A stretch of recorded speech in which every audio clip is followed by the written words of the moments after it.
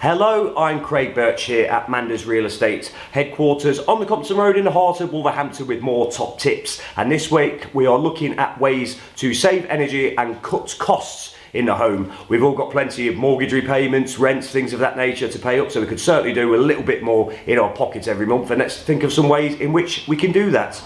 Number one, get the thermostat right. How many people do you know get their washing the bed linen out of the washing machine, put it on the radiators, put the heating up to full blast, and then whack all the windows open? It makes absolutely no sense at all. Get yourself a clothesline, a clothes horse, put it somewhere and let them dry out in a natural way, and obviously then it's not devouring up your heating and so on. And in times like recently with summer, the heating's off and you're not paying heating for that time frame, again bringing the cost down, and we can save the revenue we pulled back from the summer into the winter. Everything should balance out just nice. Number two, food for thought. When you're cooking, it's a heater, the oven is a radiator, so if you can, let that work for you and make sure it heats up the kitchen and maybe sort of transmits around the house a little bit depending on what you're cooking, how long you're cooking it for and so on. But certainly don't have the heating on at reasonable level while you're cooking, because obviously cooking will generate its own heat and so on. Maybe if you're using the oven and you're cooking multiple meals at a time, that's another way of saving as well. When you're just heating up something on the hob, use a small hob instead of a large hob perhaps, and obviously that's a way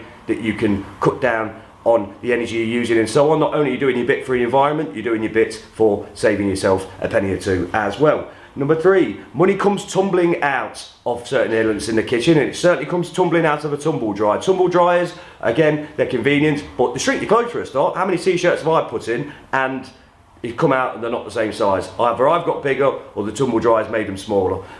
And obviously as well with the washing machine. Washing machine, the higher the temperature that you wash your clothes on, the more energy you will use. 40 degrees will do the same job, and you'd be amazed at how much it will save you in the long run. Number four, switch off all appliances at the plug. We're all guilty of this. How many things in the house are on standby? The telly in the front room, goodness knows whatever else, the computers, the laptops and so on. If you're finished with them, turn them off. Obviously with the lights as well, it doesn't need to be Blackpool illuminations in anyone's house. When you walk out of a room, if you're not using it, turn the light off, again saving time and energy. Number three, call the authorities. You'd be surprised at what government grants are in place for things like cavity wall, loft insulation, in some cases even solar panels as well. These can all cut down heating and electricity costs in your home, and that in turn you could really see some real big savings down that, giving you more money to maybe perhaps put towards a holiday. It's that time of year.